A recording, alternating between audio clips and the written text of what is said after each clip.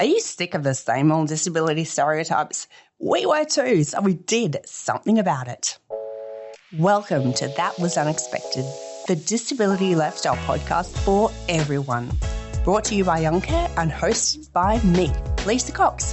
Join our amazing guests as we delve into topics that don't often hit the headlines.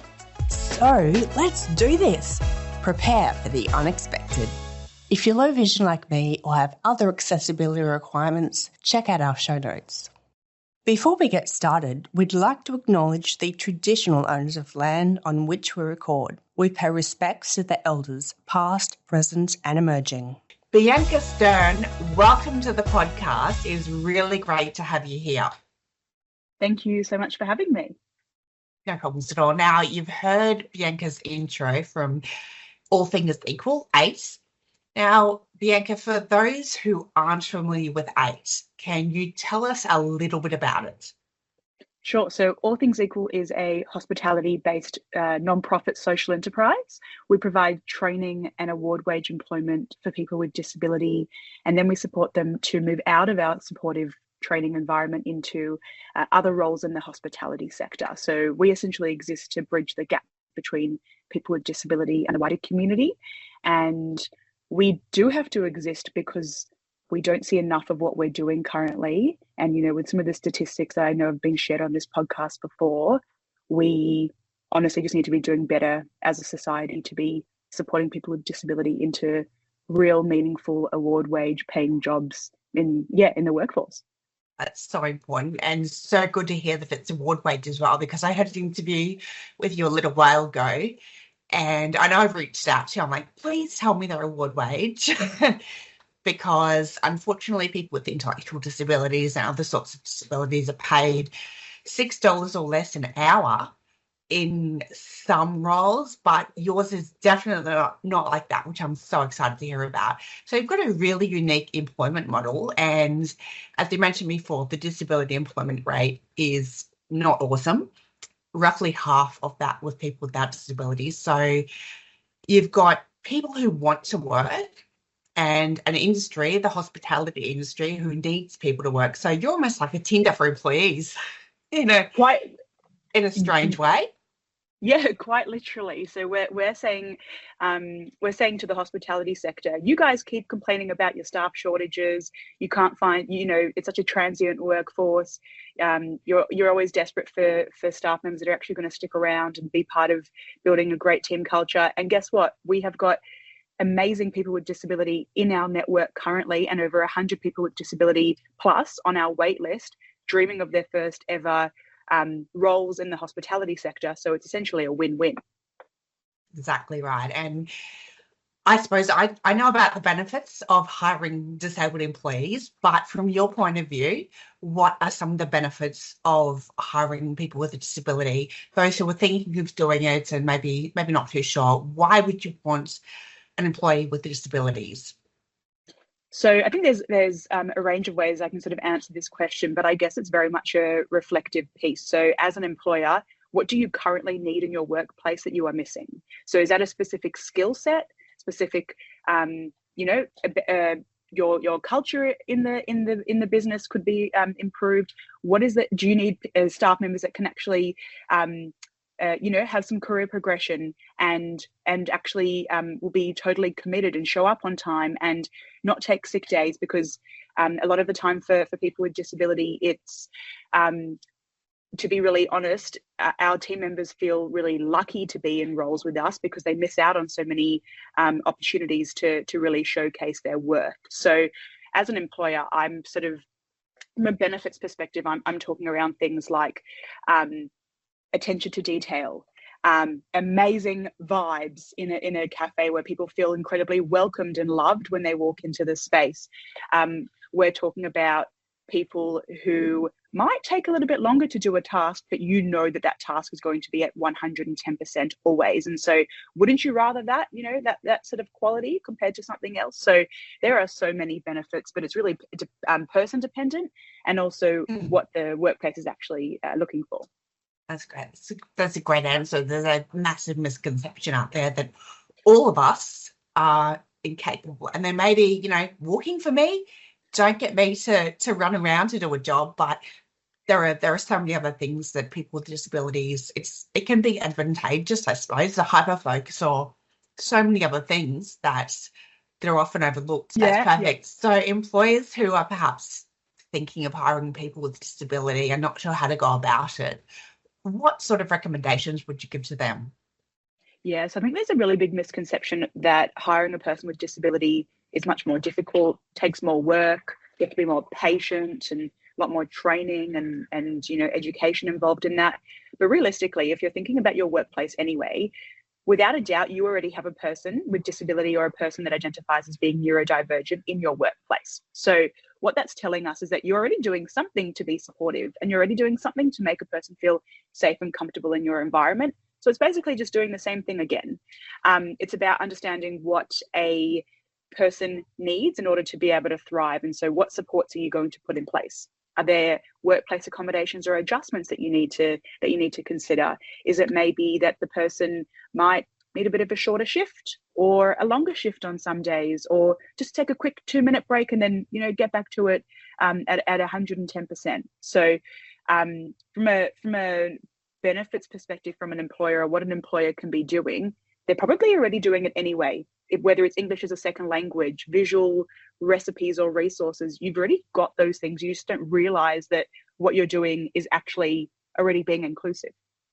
That's such a good answer. And what's inclusive for people with disabilities is actually universal design, inclusive for everyone. So whether it's maybe a shorter work day or a long lunch break, whatever it is, I'm just making things up. But that doesn't just help the people with disabilities over here. It helps everybody in your workforce. 100%. So there's been a lot of talk about disability employment over many, many years by many people, and we're always trying to improve it. But to paraphrase the Disability Royal Commission, nothing's happening, despite years and years of government incentives and a lot of money. But ACE recently launched an industry white paper about disability employment with some really great things. So could you tell us a bit more about that? 100%. So we put out what we call our equal opportunity report, which is our industry white paper, a blueprint for the disability employment sector and specifically the hospitality sector as well. And so that was a paper that you can find on our website and highly recommend reading, where we got the voices of people with lived experience, people, disability leaders in our local community, leaders of big disability organisations, and also hospitality employers who run very successful, large-scale businesses. And we heard their voices, we listened to what they had to say. We showcase our employment pathway model in the blueprint as well. And it's sort of it's us being transparent about what we do at All Things Equal, and our call out to the industry to say, yes, we absolutely do acknowledge that there have been barriers and challenges in the past to employing a person with disability. And you know what? There still will be, because especially in the hospitality sector, there are just some things that we can't change, and that's just the way it is. But let's reframe that and look at what are the things that we actually can change. What are the things that we can change from a mindset and attitude perspective?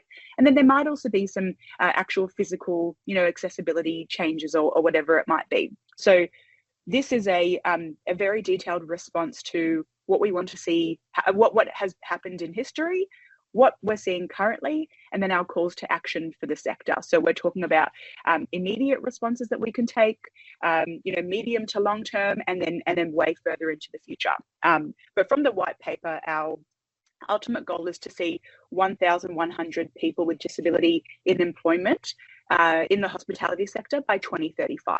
And so we know that All Things Equal is not going to open up 25 cafes. We are opening up a second cafe next year, which is really exciting, but we know that we can't do this alone. So we want to showcase our model and be as transparent as possible so that we can actually help other organizations or other businesses to take a small, leap of faith or a little bit of learning from what we've learned over the last 4.5 years, and so that they can actually be part of that goal as well. So we may not be able to achieve 1,100 as a standalone independent social enterprise, but as a sector, 1,100 is so minimal. We can actually do so much more than that. That's sort of just the baseline at where we're starting. Very cool. And you touched on it briefly in your last answer, employment pathways. Now, there's across the disability sector, it's kind of easier. I won't say it's easy, but there's a lot of entry-level roles and low-level roles, and they're great for some people. I don't want to minimize that. But what if someone wants to get another position and work their way up the ladder, for example? What does 8 do to help that? That's a great question. So maybe I'll talk a little bit about our employment pathway model and what we actually do within our organisation. So we've got a 3-stepped model. You'll see a similar model for a lot of other work integrated social enterprises like ours. So we have got a pre-employment program, which is unpaid training. It's where a person over the age of 18 gets to experience hospitality, likely for the first time ever. They're sort of learning the foundational skills of OH&S, punctuality, working in a team, respecting a manager, wearing the right uniform, all those sorts of things. And from that experience, they're doing things like taking part in cooking classes, a footy club canteen. We've just done a really great pop-up cafe, barista training. They're working out, do I actually want a job in hospitality? Yeah. Am I myself self-motivated, or is mum or dad saying to me, get a job in a cafe, it's going to be easy? We know, for anyone listening that has worked in hospitality before, it is so not easy. It is actually probably the most difficult industry to work in at times. So that's the first part. The goal of that is that our individuals, our trainees, successfully complete the program and then enter award wage employment with us straight away, where they're being paid, as soon as they're being paid by all things equal, it's the industry award from the start, supported by a hospitality trainer, where they're learning following our transferable skills framework, connecting with the community, either working front of house or back of house a couple of shifts a week, learning, and we see the most unbelievable skill development happening in all steps of our program. And then once we've worked with the individual and their support network to assess that they are ready to move on from our supportive environment, we then source and work with large-scale hospitality employment partners who then employ our trainees and who now we call our graduates. And so the goal of all things equal isn't to support a person for the next 20 years of their life. It's to help them to develop their skills in the training and then to enter the first step of what their career can look like. And so when we're talking about moving from entry-level roles into more, say, purposeful roles, we're already doing that from our employment in our cafe to getting a job at the W Melbourne or, a 5-star hotel in the Melbourne CBD. That's really cool. But then in saying that, we support the trainee and the employer throughout this process to say, oh, awesome, this person is starting off as a front of house waiter. Let's see what else can come from this, or can we build up the amount of shifts that they're doing or build their responsibility? But that really has to come down to the person that person actually wanting that. What we might find is that someone might just be really satisfied with where they're at. And so career progression for them just may not be of interest. So it's really about navigating that. That was a long answer, but hopefully. No, I don't. Love a long answer. Yeah, I've given them myself and long questions. And now another long answer, please. You've done awesome work over the last 5 or so years since 8 has been around, and no doubt you've seen some incredible things, some incredible outcomes. Do you have one particular moment that stays in your mind that really says to you, this is why we do this?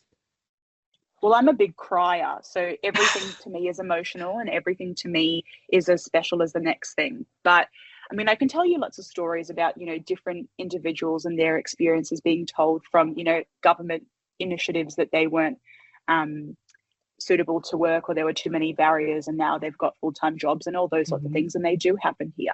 But actually, I think the biggest thing for all things equal lately that has just made me the proudest person probably in the world at a point was us having our own food and beverage outlet at the Australian Open. And love that. So to have, I think it was about 10 of our trainees being paid the hospitality award with our own, all things equal, branded food and beverage outlet. We then had about 8 of our trainees working directly with Tennis Australia, where we supported that introduction. They were working directly in customer service roles and retail roles. And then our trainees that were working in our pre-employment program, taking part in our pre-employment program, then had paid shifts in our cafe, So we sort of had this amazing cycle of people where our three-stepped employment pathway model was actually totally in action on an international stage, showcasing to the entire world that people with disability can and should be working at major events where this shouldn't just be some sort of taboo topic that people are working in a back room and not being compensated appropriately for their work. So that was awesome. Love it. That is so cool. Now, this is a question without warning. So tell me, am I correct that I think I saw on your socials, you do catering for corporate events and things like that? Is that correct? Very much so. We do lots of catering, and we love to get our catering out there. Absolutely. So is it just a Melbourne thing? Because I want to give you guys a plug and get all the businesses to get the catering done and all things equal. So tell us, is it just Melbourne? So yes, it is just Melbourne, and we do have a bit of a radius as to how far we can deliver. Not to say that, I mean, I don't think we've ever sent any of our brownies in the mail. They're pretty great brownies, so you can see what we can do there. But from our end, we look at catering as advocacy. When people are spending money, yes, they can spend money on supporting any caterer, making a rich person richer, or they can support All Things Equal, which has really great fresh food, delicious, simple, easy to eat type of vegetarian, pescatarian style. Mm-hmm. But the ripple effect of where their money is going is so, so powerful. So if you're in the Melbourne CBD or anywhere around us, I'm going to plug our catering as well. Please plug it, because we talk about a lot, inclusion in the workforce and inclusive media and all those things. And sometimes, for whatever reason, it doesn't quite suit an organisation to have disability in their advertising or workforce. I don't know why it wouldn't still. So this is another way you can be inclusive without, or include disability in your workforce in some small way. Of course, there are other great ways to do it as well. But please, if you're in Melbourne, get All Things Equal to cater your next event, because you guys do an awesome job. Now, you, Bianca, have just blitzed the social impact world, 30 under 30 for Forbes in the social impact category. So what does social impact mean to you? That is a great question, and I feel very humbled about that recognition, and honestly a little bit uncomfortable sometimes. But from what I think social impact means is that I'm going to get very technical, but the term, when we think about impact can be anything: positive, negative, powerful, whatever it might be. And so when you've got that social lens on it, it's looking at everything from the lens of how can I make this world a better place. And so for me, the way I look at it is, what are the barriers that socially we experience, and what are the opportunities, and what can we be doing to break that down in the middle? So when I think of social impact, it is the challenges, the opportunities, through curiosity, break it down. Let's make some things more accessible, more streamlined, more available to any person that wants to have whatever the opportunity is. That's an awesome answer. I do love that. And we've got a question that we ask all our guests. You might have heard it before. What about you, your work, All Things Equal, is unexpected? Or what would listeners not expect to hear? If I think about All Things Equal specifically, I think people tend to know us for our flagship cafe in Melbourne. It's a bright yellow cafe. Everyone knows it, but they don't actually know about our training program that happens behind the scenes. So that's something that I would say is potentially unexpected for people. And then on a personal note, I've been thinking about this a little bit. What is interesting about me? Maybe something that helped to shape a little bit about myself and the social impact that I want to take part in is, when I was 15, I went on student exchange to Alaska, where I lived in regional Alaska for about 4 months. Barely any internet, barely any technology, anything like that. And to live my life where I understood what pure joy was, that was just awesome. So I'd say maybe that's unexpected. That is very unexpected, and I'm incredibly jealous, because that sounds really awesome. Although I don't know about no internet. I wouldn't be okay these days. I used to be okay with it. So where can people find about All Things Equal, your give your Yellow Cafe a plug. No, it's not the Yellow Cafe, but the All Things Equal Cafe. If you're in Melbourne, get down to it. I will be on my next trip. But tell us about the cafe website, where people can look for catering details, all that. Yeah, so our cafe is in Balaclava. So if you're in the area, absolutely come visit us. We're open Sundays to Fridays. We're closed on Saturdays. But follow us on socials, allthingsequal.org.au, where you can really understand a bit more about our journey, our mission, our food offering, all those sorts of things. And then our website is allthingsequal.com.au, where you can also learn more about us and order catering directly that way. That's awesome. Thank you, Bianca. Thank you very much for all of that.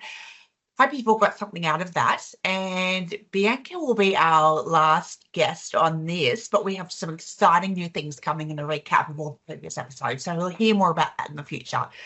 It's a bit of a secret at the moment, but stay tuned. So Bianca, you've told us a few things about AIT, but could you, I suppose, expand on that a little bit? How did you come up with the idea, and tell us how it all progressed? Yeah, so it's not me. It was a large group of really passionate people who ultimately became our All Things Equal board. But Cool. Our founder, his name is Jonathan.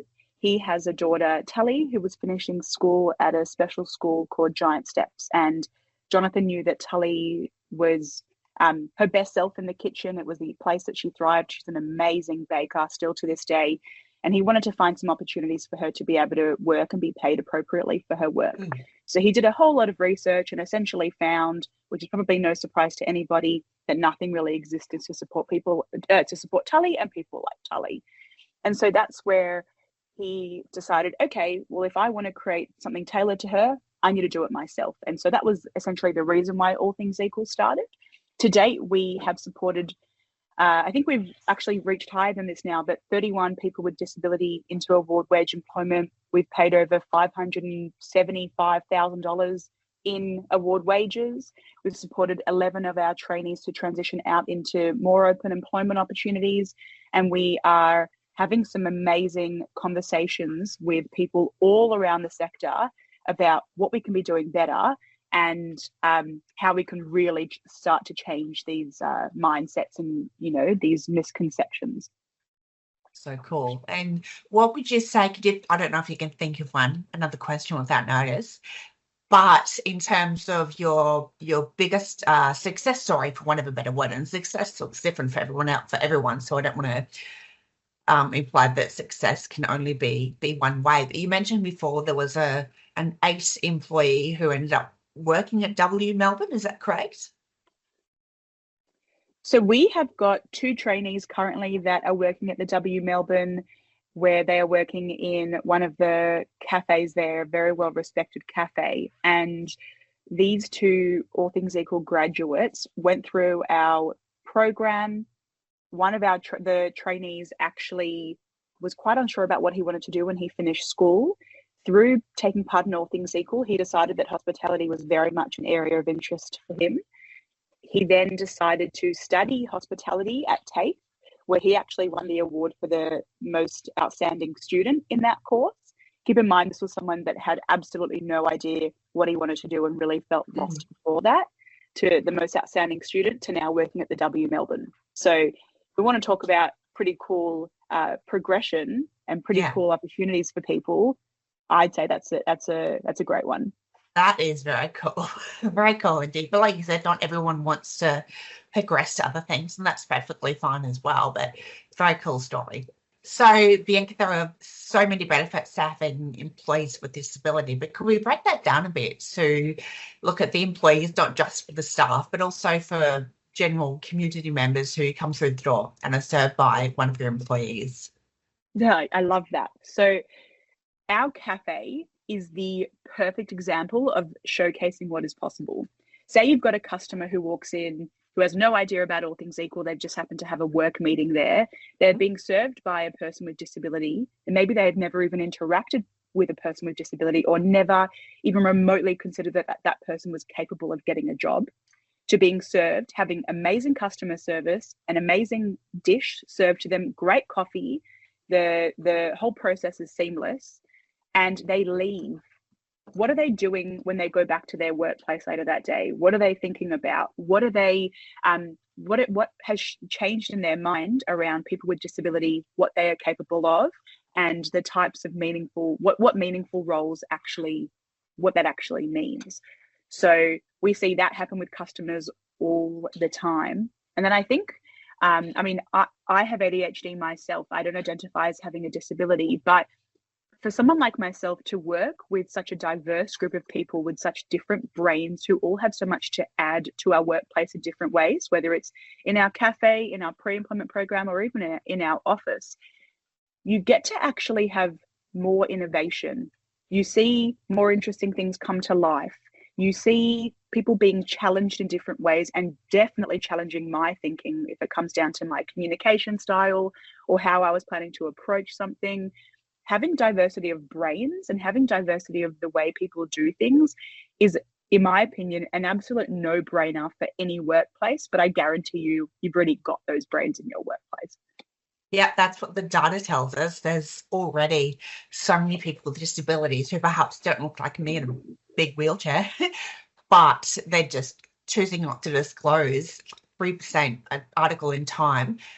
But yeah, it's not the individual's responsibility to disclose or not disclose. It's up to the workplace to create a psychologically safe environment for them. But I love that you have that co-design element. This isn't just an organisation for disabled people, but it's, and when we say disabled, also covering neurodivergent people there as well. So they may not identify, like you said, as disabled, but it's a real co-design, and that's great. Agreed. And I totally agree. And I also think that has to come from a total top-down approach and bottom-up. So talking about our All Things Equal board, we have got several people on our board that identify as having a disability, to our senior leadership team, to our staff members in the cafe, managers, trainees, support staff. We see that across our entire network of team. Brilliant. Really, really good to know that you've got people through all levels at All Things Equal. Thanks for listening to That Was Unexpected.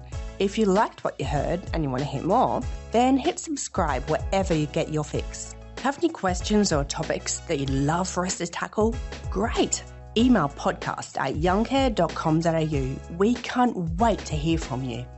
Check out our show notes for transcripts, video recordings, and to find out more about our guests, plus the useful resources they share. You can reach us on Facebook, Instagram, X, and LinkedIn at YoungCareOz. Let's not forget, an inclusive community is everyone's business. So let's keep working together to break down barriers and